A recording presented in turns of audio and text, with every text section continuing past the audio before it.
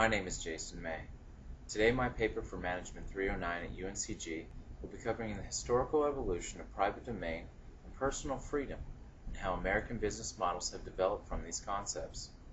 Illustrations shown during this presentation will help outline the development of American business models. In order to understand personal freedom and private domain, we must first look at the foundation of ancient civilizations. In the 23rd century BCE, the first written code of human civilization, Hammurabi's Code, defined the importance of social evolution through recognition of civil authority. Hammurabi's Code outlined the value of protecting property. Code 6 stated, "If anyone steal the property of a temple or of the court, he shall be put to death, and also the one who receives the stolen thing from him shall be put to death." Recognition to an individual guilty through association was established in the first written context of social consciousness and the deemed righteousness of civility. In ancient Greek philosophy, private domain for the common layperson had its beginnings within the concepts of citizenship and individualism in the 5th century BCE. A key component to the evolution of private domain and the personal rights for the common person was through the Roman occupation of Britain. During this time, in the 1st century CE, the roots of feudalism were developed under the Roman institution of patrocinium. Patrocinium established the protection of the powerful through men who granted protection services in exchange for privileges and use of land. Prior Roman establishment of patrocinium gave basis to feudalism in the Middle Ages. In the 11th century CE, the Battle of Hastings gave William the Conqueror acquisition of nearly all of Britain and firmly established the system of feudalism. Norman feudalism came to define a noble sense of private domain and elite personal freedom with social and economic domination over the common layperson. Monarchies believed that subjects were property of the crown, and private domain was a privilege granted with generosity from the throne. The first draft recognition of personal freedoms, albeit only for landowners, came with the drafting of the Magna Carta into English law in 1215. The Magna Carta signified the first article under feudalism to establish the separation of monarchy and private domain. Centuries of little personal freedom and social strife under feudalism sent Scots-Irish to settle in Ulster and Londonderry, Ireland, during the 16th century. The Scottish and the Irish faced religious and civil discrimination from Queen Anne of England and the Test Acts of 1703. The Test Acts prohibited Presbyterians from holding positions of civil authority. Prompted to find economic and religious freedom, the Scots-Irish began mass immigration to the English colonies in America. The American Revolution and new American economics came with the American Declaration of Independence in 1776. The exemplified ideals of defending one's right to private domain and personal liberties came with the concepts of individualism and private domain. At this point, there was a formal recognition of a sovereign government. During the late 19th and 20th century, manifest destiny gave rise to the term lex talionis, or the rule of retaliation. Lex talionis mentality became commonplace in western and southern settlements.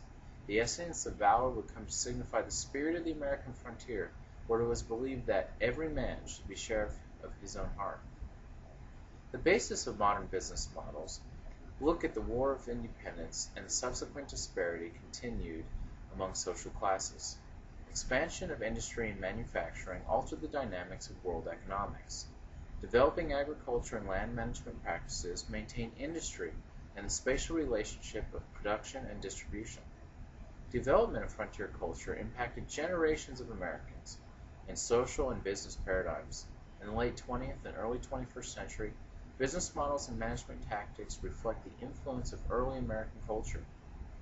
Modern theories of evolutionary economic geography, also known as EEG, and path dependence have roots in the spatial economic structure of frontier culture and development of American industry. EEG is the current study of spatial distribution over time. Path dependence places choices made by previous generations during transitory conditions on future generations long after original conditions have changed. EEG and path dependence define self-organization of an economy by how key features emerge from interactions rather than central coordination. The search for how geographic entities such as cities and regions emerged from behavior of agents, which would be individuals, firms, households, or institutions, gives EEG and path dependence relevance to modern economics. Maintaining diversity in American economic features places spatial evolution related to the dynamics of capital accumulation. Progressing into the modern era, we look at recent economic struggles. Many companies have transformed traditional impersonal office atmospheres into community-based companies. Reflecting the culture and plight of many early Americans, Robert Greenleaf's servant leadership theory, which first was established in 1970, emphasizes that business leaders are first concerned with serving those around them with humility and integrity.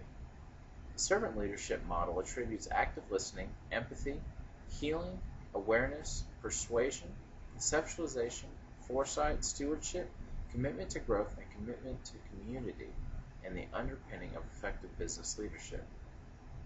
In the absence of cooperation, business does not progress forward either in economic exchange or the sharing of ideas. Current corporations that share the view of servant leadership include Walmart, Southwest Airlines, Goldman Sachs, Zappos, General Electric, IBM, UPS, General Mills, Unilever, Procter & Gamble, and Hewlett-Packard. Successful leadership programs within companies that use the servant leadership model report more than 64% of respondents from the top 20 people in their companies are expected to lead even when they are not in a formal position of authority. Addressing leadership development on multiple fronts, top companies devise leadership behavior that challenges to meet future obstacles and manage employees with proven success in pivotal areas. Similar to the frontier culture of early America, focusing on leadership and community allows modern business models to shift with the changing tide of economic survival. Adaptation of frontier values also created cultural contributions to community that would become the basis of the supportive model for business. Gradual development of equality in the workplace in the late 19th, 20th, and early 21st century pushed forward the spatial cooperation of business networks that relied on mutual support. The cultural definition of spontaneity, flexibility, collaboration, description, empathy, and equality centers the supportive model in workplace dimensions. The supportive model encourages team members to be spontaneous and open to new ideas. Staying ahead of the competition and building a reliable workforce is not a new concept, yet changing business paradigms show successful businesses having low attrition rates. Keeping employees and maintaining the competitive advantage with experienced staff has become a challenge. Companies like Zappos champion community-based feeling in the hiring process of new employees. Zappos uses utilitarian ideals similar to the frontier culture in early American business models. Attracting like-minded members and fulfilling their universal healthcare needs has created an organization built on equality. In 2009, Zappos had an impressive 20% attrition rate that centered on the company paying 100% of employee benefits. After hiring employees, retaining quality employees in a time of job-blurry feelings is another task of current business models. Zappos managers spend 10 to 20% of their time doing team building outside of the office, which is their challenge in figuring out how to assimilate people into what they do. Similar in concept to the early struggles of the Scots-Irish and other ethnicities, assimilation of employees into a community-based work environment is aimed at long-term survival. The hardships and triumphs of European inhabitants and early Americans came to create a sense of community. Continued in the transportation and technology movement of the late 19th century, the spatial relationship of culture and ideas supported a nation built on personal freedom and private domain. Many successful companies have looked to the evolutionary economic geography and path dependence of early settlers and found a commonality of interests. The efforts of early American settlers mirror the ambitions of modern-day companies in a fight survival in perilous times. Thank you for listening to the historical evolution of personal freedoms and private domain and the effects on American business.